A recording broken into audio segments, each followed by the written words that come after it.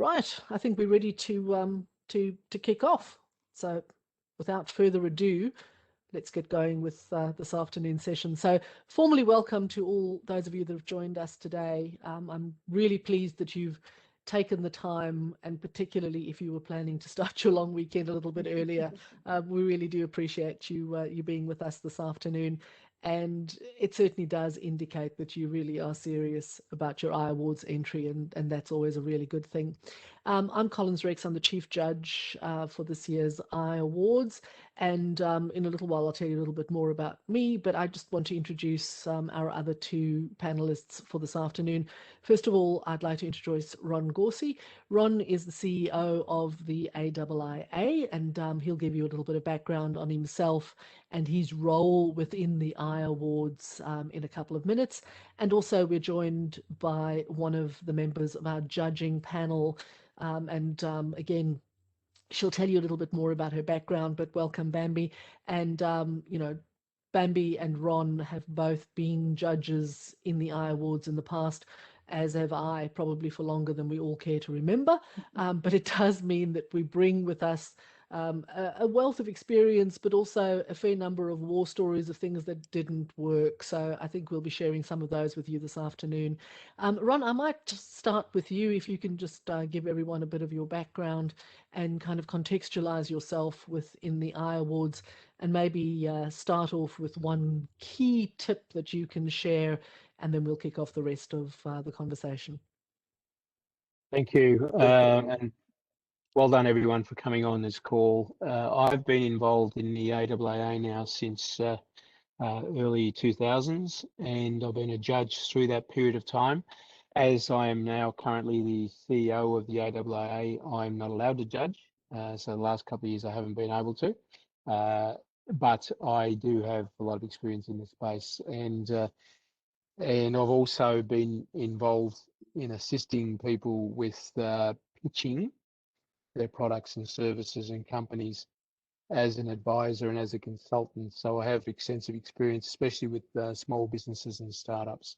That one tip, therefore, I would give is that we can often become immersed in our product and solution, and we know it only too well, but we know it so well that we don't actually know how to position it and provide a value proposition to the person who is the recipient of our presentation. So we need to learn to tailor our language on what it is that we're talking about to the audience, so it actually resonates in a compelling way that creates an interest to have a further conversation. And sometimes that is a short pitch, which is why when we set this up, we set it for 3-minute pitches instead of long pitches, because we feel if you can't articulate crisply, quickly, and succinctly, then we feel that you're going to miss the point. So that's a simple one pointer, if you like, or one key on what I see people seem to struggle with. Fabulous. Thanks very much, Ron, and a good way to set the scene. Bambi, I'll throw to you now. So if you can just kind of contextualize yourself within the industry and within the iAwards, and then share one of those pearls of wisdom. Okay, so good afternoon. I've been involved with the AIIA originally, and then moved into the iAwards as well probably about 8 years ago now. Judging, started doing, in different areas. My background is a developer, BA, project manager, ended up running an Oracle-based consultancy, got sick of doing that and traveling really, and moved into the startup world, which, as we all know, is very different from the up and running already world. So I've had lots of different experiences in there in the last 8 years, which has been interesting. My tip is really basically what Ron said as well. Like, you've got to get it across to us straight away. Like, what is the uniqueness about your product, and why is your target demographic? What's the outcome for your target demographic? So what are they going to get out of it? Why are they going to look at it and say, that's wonderful, that's fantastic, I need one of those? or I need to do that. And you really, as Ron says, you get immersed in everything yourself so much. You really have to step out and get some other people to view the things before you submit them to people completely unrelated, who have no knowledge of your offering, to get them to watch it or read the submission as well before you submit, to make sure that you're answering the questions. Because you can look at it really easily and go, oh yes, I've answered that, because you know it so well. Absolutely, and I'll reiterate on that as well. So I am the chief judge this year, and as the chief judge, just as Ron cannot judge because he's the CEO, the chief judge doesn't actually judge the iAwards. I sort of sit above the judging panel and am there to cast a general eye and make sure that everybody has what they need to do the job that they have. But I don't physically judge this year. I have, however, judged the iAwards for the last 12 or 13 years. So I've seen a few come and go over the times. I've also seen some of the same entries come in year after year after year, and it's actually quite interesting how some people do very little to their entry and expect that it will be judged differently the following year, which, you know, the outcome is not necessarily going to change if you have the same entry, but we'll talk a little bit more about that over the course of today's session. My background is an industry background, so I'm on the user side of tech, and I think that is something that is very important, and that is the tip that I'm going to start off with. It's very important for everyone that is putting in an entry to understand that even though this is the AIA's iAwards and it's all about technology and the innovation that you're showing in your technology, you need to use language that anybody can understand. The people that are judging you are not necessarily software engineers. They could be industry specialists as well. So if you phrase your entry and if you have your video in language that is so incredibly technical and known only to your niche industry sector, and let's be honest, even within the ICT sector, there are some niches that no one else understands because everyone speaks almost a foreign language. Don't speak in acronyms, don't speak in technical terms that only you and your tiny sector will understand. If you use language that the layperson can understand, you'll find that they'll relate a lot more to your application and to your solution, and it will be a lot easier for them to understand what it is you're trying to achieve, because ultimately that is what it's all about. So I think there are three already kind of hints that have come out that are very important ones that you need to be aware of. So don't use language that is overly technical, and that doesn't mean your solution isn't technical, it's your language. You need to have everything that is really good about what you do right up front so that whoever is viewing your video is interested in it immediately. They don't have to sit there for 2 minutes until they finally get what it's all about in the last 30 seconds. And you need to make it accessible. I think that's really important. And if you don't understand your solution, you cannot expect somebody else to understand it. So test it on other people, and they will tell you soon enough whether what you've said makes sense or whether it's just absolutely absurd. Let's get into some of the things that we can bring to bear based on what we've seen and what we've heard over time. So, Baby, I'm going to go back to you. If you cast your mind back over the period of time that you've been judging the iAwards, if there's one standout, so if there was, whether it's a company or a presentation or something that you can highlight as this is something that really, really worked, and this is why it worked, what would that be? So the one that I have always remembered, and it was from about 5 or 6 years ago, and bearing in mind I do the education, I'm in education stream, and it was a group of year 10 students who had developed an app called Parking in WA, and it was really for when you were around at events and there was no parking there, you could pre-book someone who lived nearby their driveway. You pay them $10, whatever, and you could pre-book their driveway. But they nailed the whole criteria in that 2-minute video in a comedic way that just got it across to everyone. And I wanted to show that to every other organisation that pitched, because these year 10 students, it was funny, you understood exactly what they were talking about, and you knew how it could be used and how successful it could be. And it was really, that's always been the one that I've kind of vetted everything else against through the years, because it was so good. And they did it in 2.5 minutes. Well, there you go. That just shows it can be done, and it should be able to be done in a short space of time. Ron, is there anything that really stands out for you if you cast your mind back? Yeah, before I answer that question, I just want to make a distinction with what Bambi just said. So what we tell people is the quality of your video isn't what's being judged, it's the content. No. And clearly the way that that was presented to Bambi and the judges is what resonated and actually made the difference, not whether you had a studio or whether you had great lighting, whatever. So just want to make sure that people understood that. Yeah. They were in a car and an iPhone. Yeah, so I think that's really important. I think what I recall, I don't remember one single entry, but I do remember like half a dozen entries where I thought the solution was really, really clever, and it was different, and it was presented in a unique way. And I don't mean a unique presentation, but the technology seemed, the innovation seemed to be quite unique and had a point of difference.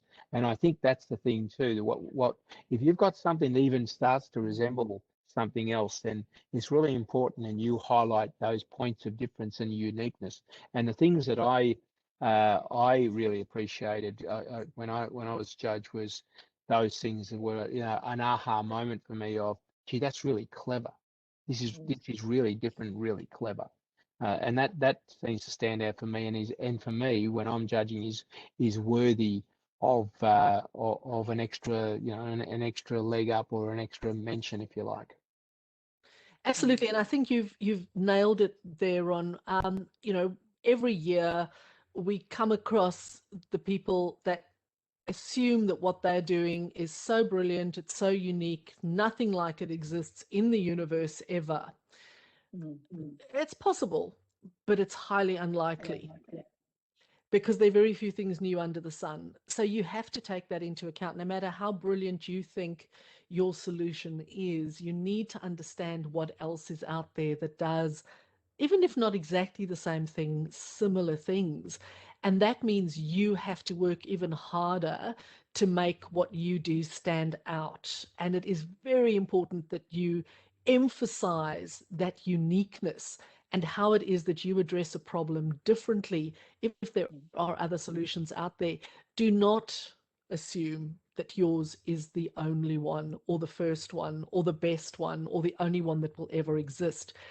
It's a combination of things that makes your solution stand out from the crowd, and it's your ability to enunciate what it is that makes you different and what it is that makes you special.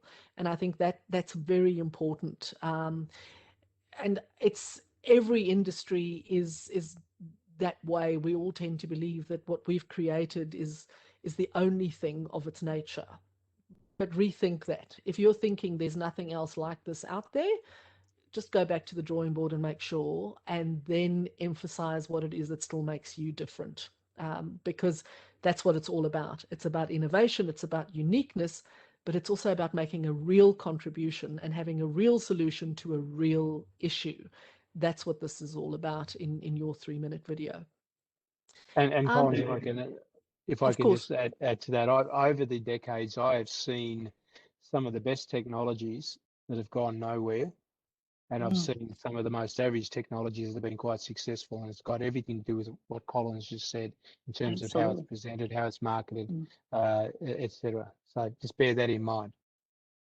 And you're absolutely right, Ron. And I think for those of you that might have entered the iAwards in years before last year, so if you had gone through the face-to-face judging process and you were standing in front of a panel of judges and making your presentation, that is what you're doing in video form now.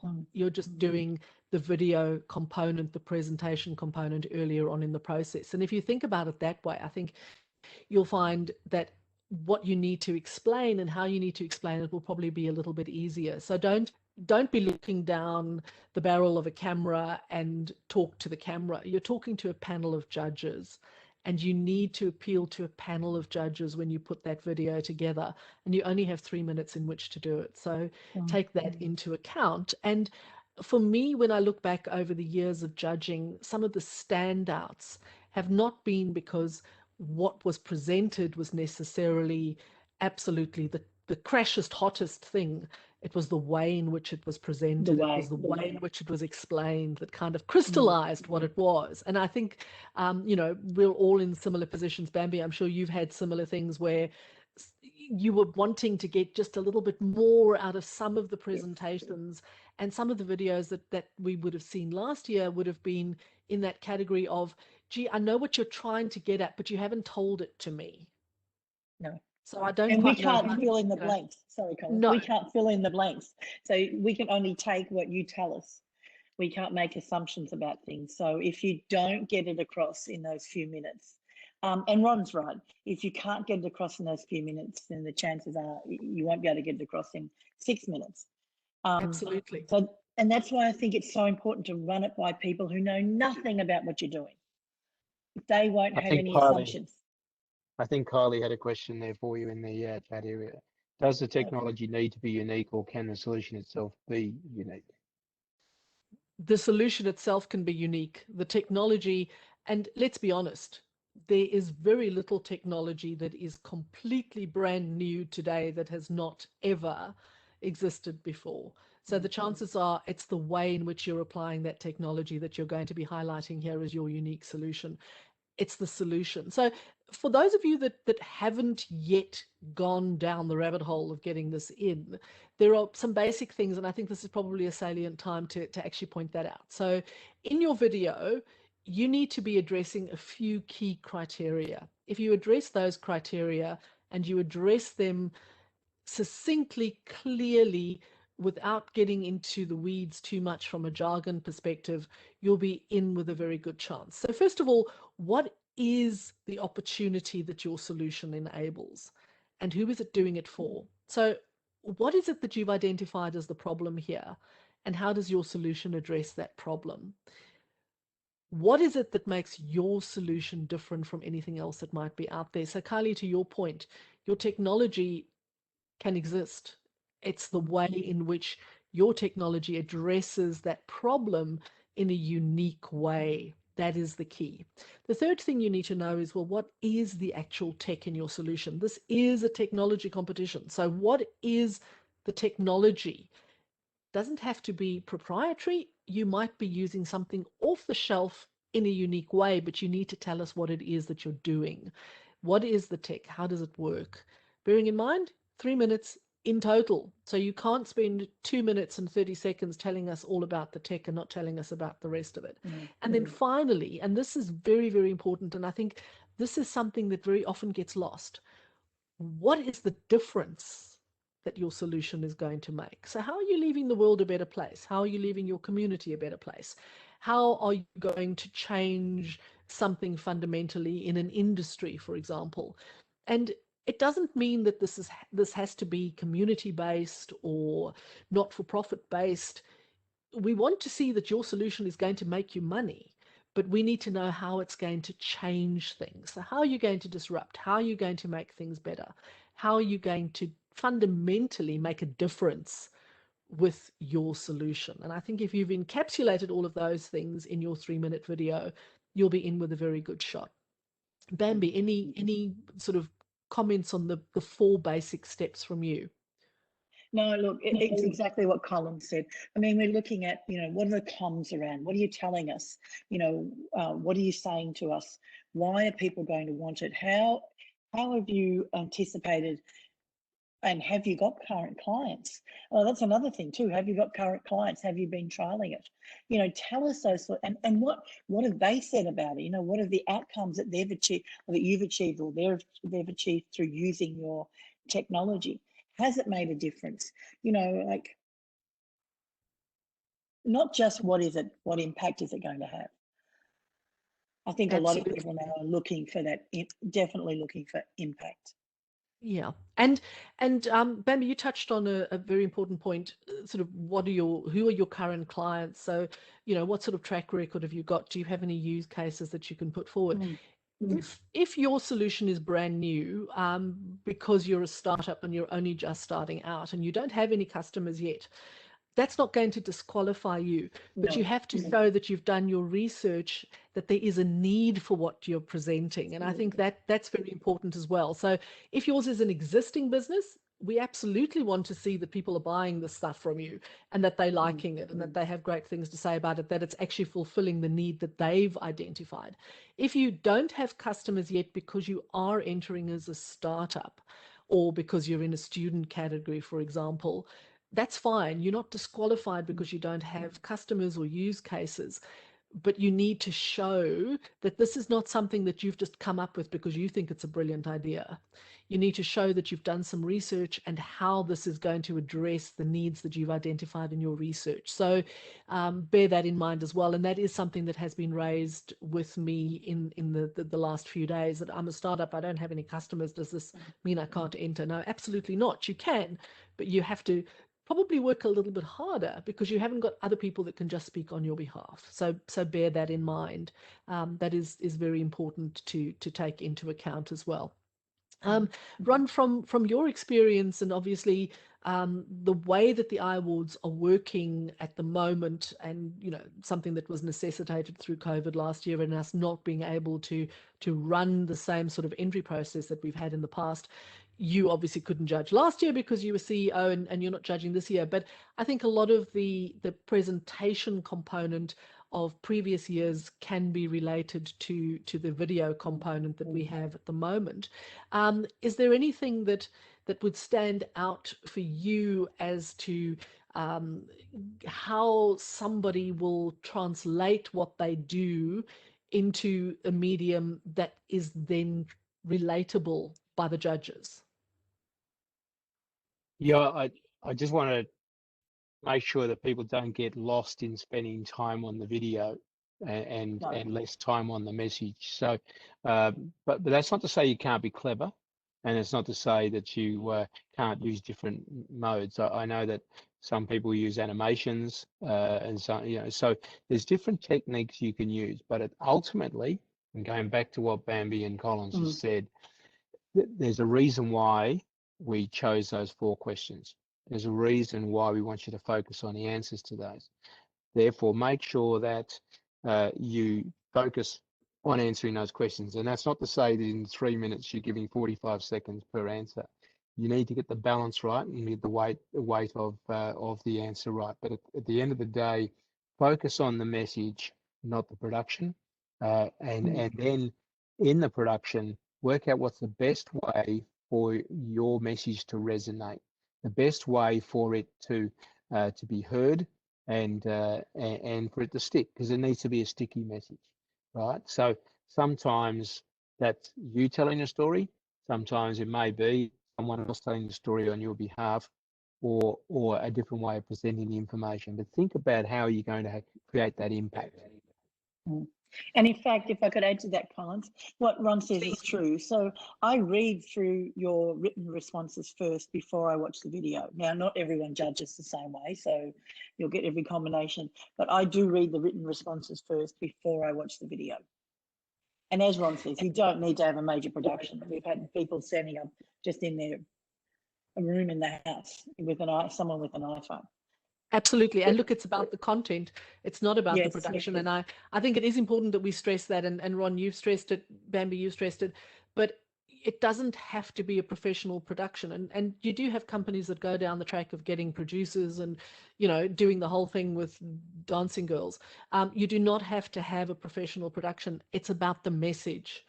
It's not about how fancy you are in the telling of that message. I would suggest, though, that if it's not going to be you, if you're a business owner, but it's not going to be you doing the video, if you're not the presenter as such, choose somebody that is able to present. And I think that is very important as well, much as it doesn't have to be, and it shouldn't in fact be, a professional production. You do want somebody that can speak clearly about the solution and understands it fundamentally and cares about it fundamentally. You don't want somebody who is going to struggle so much and be so uncomfortable in front of the camera that they can't actually tell the story. So bear that in mind as well. Choose the appropriate person to tell the story, and that person might not be you as the owner of a business.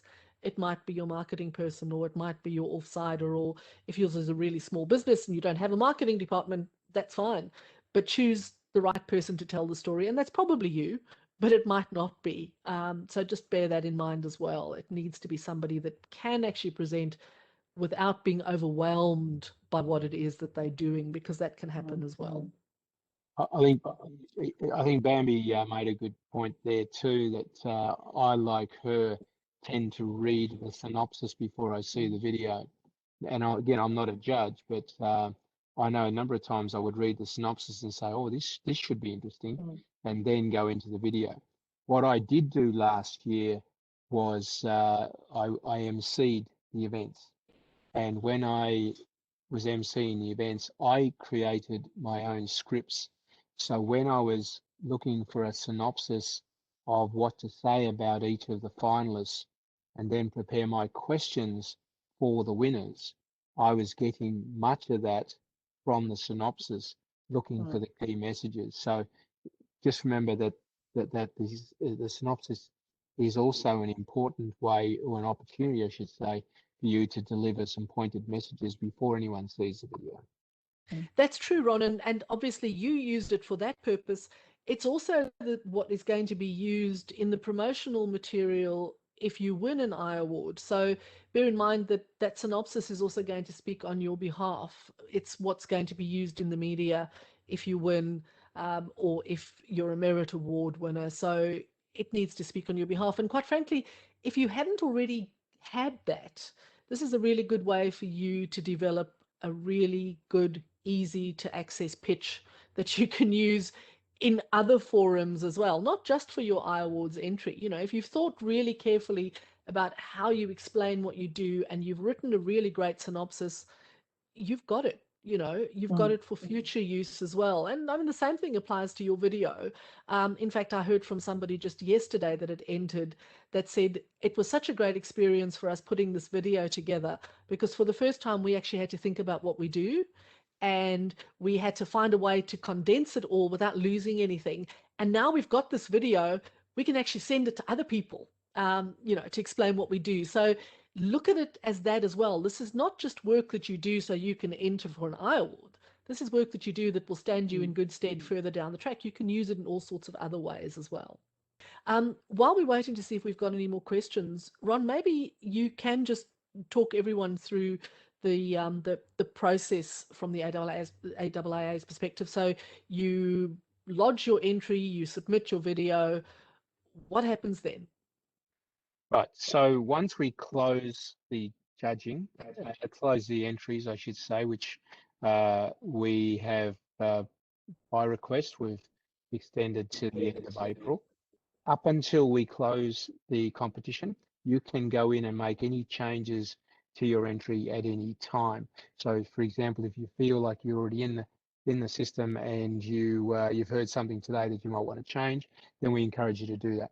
So once the entries close at the end of April, we then hand over the format, or the process, I should say, to the judges, and we have set aside May to complete the judging. The judges have a process that they go through, including a scoring sheet, which Collins can talk to. From May and the judging, we will then determine, we'll put those entries into the categories, make sure they're in the right categories for what their entries are and your entries are. And then at around the June mark, we expect to have the state finals. And then the winners of the state finals will go into the second round. And the second round is more in depth in terms of the judging processes. There's presentations and interviews to be had. And then from there, we are that we expect to be in July. And by August, late August, early September, we'll have the nationals. And this year, unlike last year where COVID impacted the competition this year, if you are successful at the nationals, then you will progress to the PICTA competition, which is the Asia Pacific version of the iAwards, and we'll be supporting you to represent the country on a regional scale. Something that I might just add to what Ron said, when we're thinking about judges, every single entry is judged by multiple judges. So that's important as well. You won't have one person or even two people or three people judging. You've got multiple people who judge every entry, because every judge brings something different to the table. So some judges come from a very technical ICT perspective, some come from an industry perspective, some are a combination of both, etc. So that's something to bear in mind as well. It makes the process as fair as it possibly can be, and you've got a number of different eyes that will be watching your video and reading your synopsis. And every one of those judges, even though there's a standard scoring system, looks for different things and scores slightly differently. So that amortizes out over the panel that will judge you. And that is, I think it's very important that people understand that. The other thing that I just want to emphasize is that judges sign a confidentiality agreement, and they also sign a conflict of interest agreement. So you can rest assured that what it is that you're presenting, because we do understand that some of what you're presenting could be commercially in confidence, it doesn't go beyond the judging process. No one is allowed to discuss your entry. They're not allowed to discuss anything that they've seen written or spoken about with anybody else. So that doesn't move. You don't have to be concerned about confidentiality and about anything that moves beyond the iAwards process that could make it to a competitor's ears or whatever the case might be. And the conflict of interest as well. If any judge in your judging panel knows your business or is related to a competitor company, or they cannot judge your entry. So again, it just adds that extra layer of security. And I know that that is a question that has arisen in the past. Well, I've put all this stuff out there. How do I know it's not going to leak? Or so just a measure of confidence, I think that is important to understand. And many of the judges have judged for many years. In fact, I think most of the judges have judged for many years. So, people are professionals, but there is this added layer of legal security, if you like, as well. That's very important to bear in mind. Ron, you also mentioned a PICTA. Now, last year that didn't happen because a PICTA didn't happen last year because of COVID and the inability of people to travel. Assuming that everything is equal by the end of this year and a PICTA occurs, even if it doesn't occur physically, I think there's a very strong chance it will occur in some form or another. So if you are a winner of the iAwards, you will be able to enter in a PICTA. You become a finalist essentially in the PICTA competition, which is the Asia Pacific ICT Awards. And it's a really great opportunity. So if you're thinking about reasons to take the time to get your iAwards entry in, there are all sorts of reasons for doing it here. It's a great opportunity to get your solution in front of some really hard-hitting people through the judging panel, through the stakeholders that support the iAwards and so on, to network with your peers, even if it is virtually. And there are all sorts of other reasons for that. But a PICTA is an important reason, because then you move from the realm of Australia to the realm of the Asia Pacific, and you compete on a playing field that includes entries from all over the region, which means you also get to learn a lot. There's the potential for collaboration with others that might have similar solutions to what you have and so on. So I've been in a PICTA judge for 4 or 5 years now. I lose track. And it really is a great opportunity. And every one of the Australian companies that has gone to a PICTA has come away with something. Even if they haven't won in their category, they've come away with a really rich experience and with contacts, really, really valuable contacts. So that is a very important reason to be thinking about the iAwards as well. Bambi, any further sort of advice, information, pearls of wisdom that you can impart? Now, look, I was going to actually just kind of speak as well as what as Collins and Collins has spoken about, taking this as a unique opportunity to not only get your message across in a succinct way, and then therefore use that in your ongoing marketing and business strategy sessions and things like that. But then if you do win and you do get to go to a PICTA, this is a huge step up for your organisation. So don't underestimate how the potential of the growth of your organisation can be if it's tied into the iAwards and, you know, winning in your state, then winning nationals, and then going on to a PICTA. Just winning in the state can give you a huge leg up in your business. So don't underestimate what these awards can do for you, if only just to make sure you articulate your message properly and get that across. Absolutely. And just getting that message across and having something that you can use, having a tool is very, very important. And Bambi, you're absolutely spot on there. But once you've entered, you're on the radar. You know, if you weren't on the radar before, you are on the radar now, and radar in its broadest sense with state governments and federal government, and obviously the industry, people that have judged you, that now know about you, that have seen what it is that you have to offer. The opportunities that we've all, I'm sure, seen flow from the iAwards, with people that have met other people and collaborated and done work that they wouldn't have done on their own, or have been able to sell solutions because they weren't known before the iAwards. I think that is very important. And we've got a range of little videos that previous winners have done, and, you know, you can find them on various social media channels. Watch those if you haven't watched them, because you'll see some very recognizable names there, but many of those companies weren't recognizable before the iAwards. And, you know, they talk about how this has assisted them to grow. And that is very much something which I think we can all hand on heart say it really does do. Ron, anything else that you can add? I think we've covered a great deal of ground already this afternoon, but is there anything that has kind of resonated with you over the years, something that you can share from your perspective as a CEO of the AIIA, or from your experience of having been a judge in the past? Only one of the pieces of advice that I give to all people, and that is, if you don't ask, you don't get. So I suggest that we've now opened the door for you to actually help with your entries. So my suggestion is, if there's anything you need, ask people around you, ask your peers, ask of those who have been successful in the past. Collins mentioned very early in the piece, show your videos to other people who have no idea what you're talking about. Ask. If you don't ask, you don't get. It's as simple as that.